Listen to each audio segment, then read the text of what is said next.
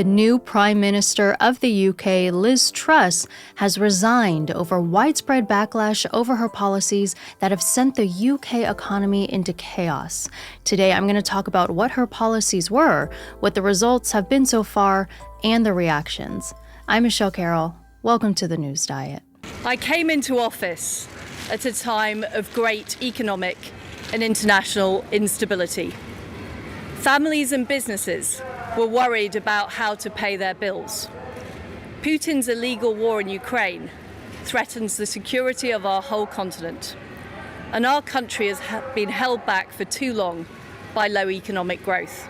Only in 45 days as Prime Minister, and Liz Truss has already resigned due to a chaotic series of events since she's taken office, making her the shortest-serving premier. After Boris Johnson announced his resignation over the summer, Truss was elected to replace him by the same Conservative Party. She pledged to cut taxes, establish an economic growth policy, and tackle current issues plaguing the UK like inflation and the energy crisis. But almost immediately, Truss faced turmoil as only 2 days after she took office, Queen Elizabeth, the British monarch for 70 years, passed away, which sent the nation into a period of mourning and low morale. Well, since then, things have seemed to only get worse for Truss, whose policies have backfired quickly and whose cabinet had fallen apart just weeks into her term. I'll start with the policies, as this seems to be the root of the issues. 3 weeks ago, Truss released an economic plan that included the cutting of taxes, the easing of regulation, and new public spending. The idea was to open up the free market in hopes that this would increase economic production. She and her, at the time, Chancellor of the Exchequer, Kwasi Kwarteng, had been promoting these ideas for years and even wrote a book which was published in 2012 called Britannia Unchained, breaking down their philosophies. But here, the news of their plan sent markets reeling. I mean, in some ways, their plans included some commonly touted conservative policies like tax cuts. They revealed plans to carry out the largest cut since 1972, which included a profit tax decrease to 19%, a 1-point decrease in income tax, the reduction of capital tax, reduction of Social Security contributions, reduction of the highest income bracket, and more. Another common conservative idea is deregulation in an effort to free up innovation and investment.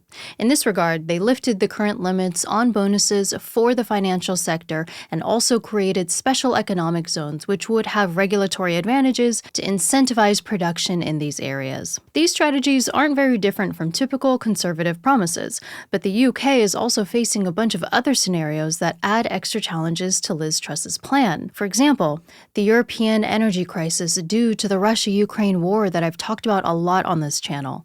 Considering that Europe imports a lot of their gas and oil from Russia, the geopolitical conflict has created a tense situation where many Western countries, including the UK, are actively imposing sanctions meant to hurt Russia, where at the same time, Russia is holding the keys to their source of energy. So in addition to lower taxes and deregulation, Truss was also planning to end a moratorium on fracking as well to help alleviate the problem of relying on outside fuel. Liz Truss has made her priority to be growth for the UK economy. You see, the UK has actually been dragging for some time, actually being the only G7 member whose GDP is less now than it was before the pandemic.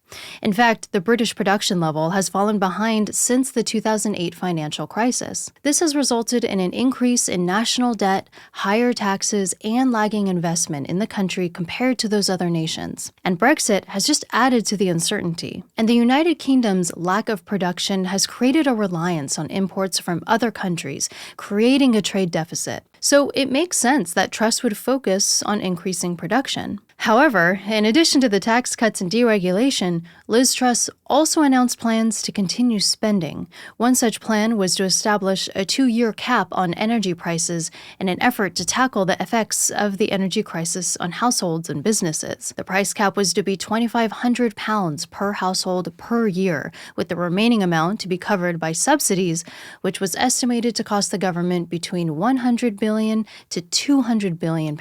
Another spending plan was to increase the military budget to £100 billion, which is more than double the current budget. So what we have here is a plan to decrease revenue in the form of lower taxes while also proposing increased spending. Now, Truss and Kwarteng argued that the vision was long-term, that the economy would need to find its footing before being able to excel down the road. But the financial markets didn't seem to have the same patience.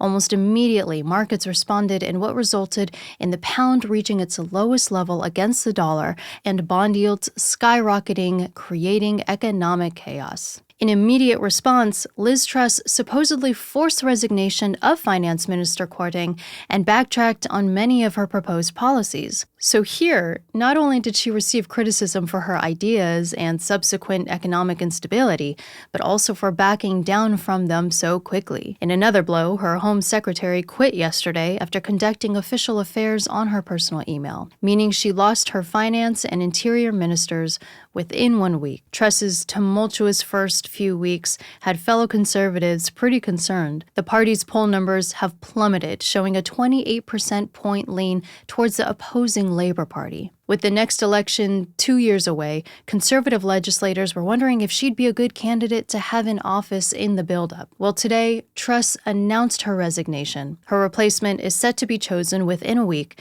and she'll remain in office until then. This makes for the fourth UK Prime Minister in a row to resign. You've just been informed, so now it's time to get on with your day. I'm Michele Carroll. Thanks so much for listening.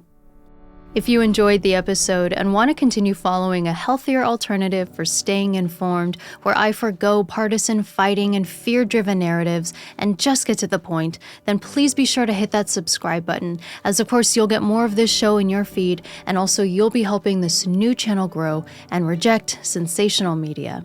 Thank you so much for your support, and I can't wait to see you in the next episode.